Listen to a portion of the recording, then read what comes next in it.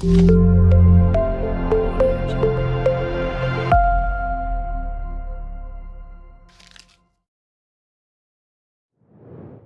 مسله د یوم العرفه په ورځ باندې د تکبیرات تشریق ده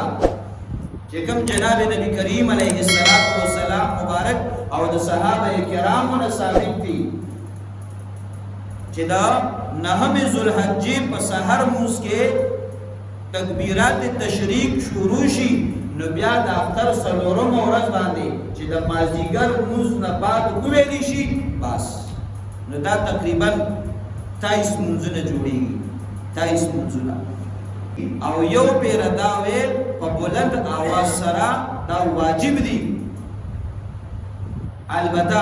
زنانو باندې د فرض مز نه بعد ویل یو پیرا واجب دي واغي به په تیز आवाज نه وي په پست आवाज به وي اسنه چې دا پردې نارینه وو نو دا غي आवाज دام پردلې او دغه موس کتابه جماعت کړي دي او پتا منفرد ځان نه کړي دي او د فرض موس نه بعد یو پیر ویل دغه تکبیرات تشریق دا واجب دي کچا د یو پیر نه زیات په پیری یا درې پیری کوي خدا به مسنون او مستحب نه ګڼي مونږ به وایو چې دا ذکر د الله رب العالمین دی وکړو نو د ذکر په نیت دی کړی دی نو ثواب به درته میلاو شي او د سنت په نیت باندې ډیر نه وي الفاظ لري الله اکبر لا اله الا الله والله اکبر الله اکبر ولله الحمد ندی وجنا کوشش وکړ دې چې د یوم العرفه د ورځې نه تکبیرات تشریق شروع کیږي د سحر د موزنا نو چې نارینه خو په مسجد کې با جماعت دي نو په مسجد کې با جماعت یو دستمیات شي نو ټول ملګری خبر کی ځکه په بلند आवाज اولل نو ټول را بیدار شي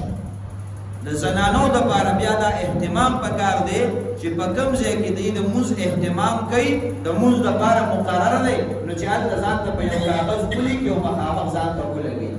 صرف د یاداشت لپاره ځکه دا یو پیر ویل واجب دی او دا یاد ساته که یو بنده فرض موز وکړو او دې ساعت ناشتي تسبیحات وي یا دعا کوي او د دې اشترايات چې لکه ما مو تکبیرات تشریق کو نه وي نو بیا وقفه مو ورکو بس ډایرک شروع کا یا د چا با جماعت موس کوي او د یو رکعت د شوی دی رستو جماعت کې داخل شو نو دی با د امام سره د خپل رکعتونه وکي داغه نه بعد چې کله خپل موس پوره کی کم رکعتونه دنه شوی دي او دې سلام وګرځي نو کو دا نور موس گزار دی په صفونو کې ناس دی او کنه دی فارغ شوی تلی دي نو په دې باندې بلاسه دې شرم نه ګڼي چې په تیز ونی ویل نه دا یو پیرا په بلند आवाज ویل د دلیل په واجب دي نو دا بیا هم ته په بلند आवाज باندې وی کدا ته ځان نماز کې که په جماعت نماز کې او ابتدا نه شریک شوی نه رکعت ود نه شوی دي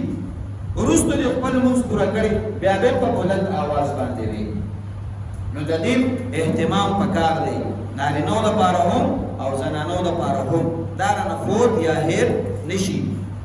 ځکه د الله رب العالمین بڑای بیانول دا الله حمد او ثنا بیانول په مقدس مکه د دین غټ کار بل نشته دی